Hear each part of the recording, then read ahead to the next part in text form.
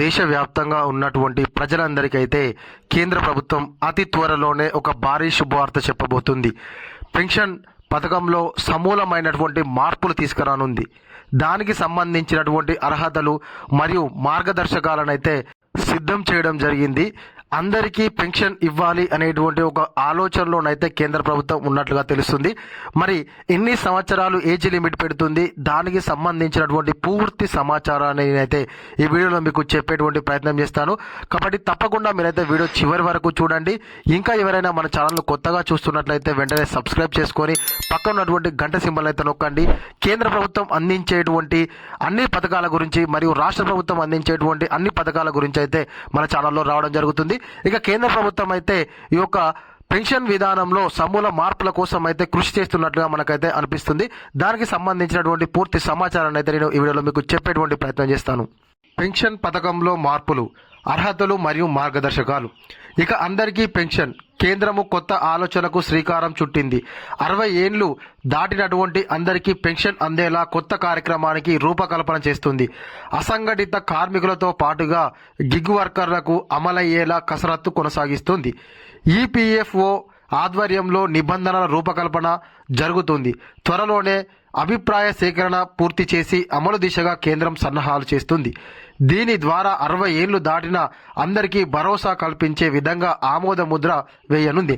అయితే కేంద్ర ప్రభుత్వం 60 ఏళ్లు దాటినటువంటి ప్రతి ఒక్కరికి కూడా పెన్షన్ అనేటువంటిది ఇవ్వాలి, వాళ్ళకు భరోసా ఇవ్వాలి, వాళ్ళకంటూ కొంత అమౌంట్ ఉంటుంది అనేటువంటి ఒక భరోసా ఇవ్వాలి అనేటువంటి ఆలోచనలో కేంద్ర ప్రభుత్వం అయితే కొత్తగా కసరత్తు చేస్తుందట. మరి ఇది అమలు దిశగా కొనసాగాలని చెప్పేసి మన అందరం అయితే కోరుకుందాము. అదేవిధంగా కొత్త పెన్షన్ పథకం కేంద్రము కొత్త కార్యక్రమము ప్రారంభించేందుకు సిద్ధమైంది. అందరికీ కొత్తగా పెన్షన్ పథకం అమలు చేయాలని భావిస్తుంది.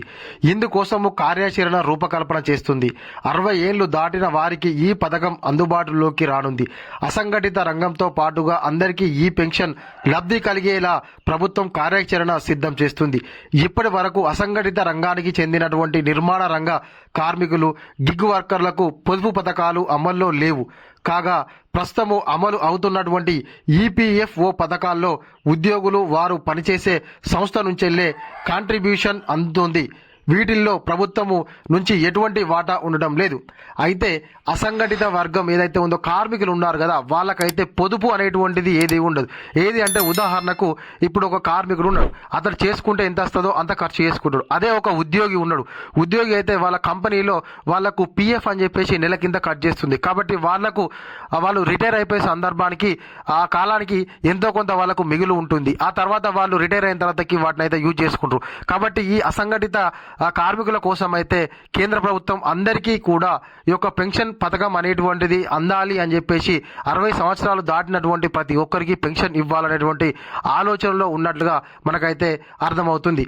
అదేవిధంగా వీరికి వర్తింపు కాగా అటల్ పెన్షన్ యోజన వీధి వ్యాపారులు, గృహ నిర్మాణ కార్మికులకు ప్రయోజనము చేకూర్చే ప్రధానమంత్రి శ్రమ్ యోగి మన్ ధన్ యోజనతో పాటుగా 60 ఏళ్లు నిండినటువంటి రైతులకు నెలకు 3,000 అందించే ప్రధానమంత్రి కిసాన్ మన్ ధన్ యోజన వంటి పథకాలు ప్రస్తుతం అమల్లో ఉన్నాయి. వీటికి కొంత మొత్తం ప్రజలు చెల్లిస్తుండగా మరికొంత ప్రభుత్వము భరిస్తుంది.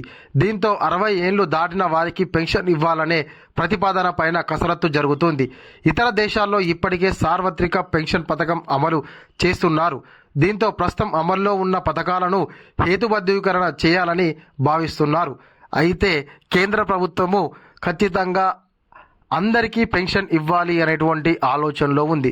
అయితే మొత్తంగా కొంత మొత్తము ప్రజలు, కొంత మొత్తం ప్రభుత్వం కాకుండా 60 ఏళ్లు నిండినటువంటి ప్రతి ఒక్కరికి కూడా పెన్షన్ ఇవ్వాలనేటువంటి ఆలోచనలో కేంద్ర ప్రభుత్వం అయితే ఉంది.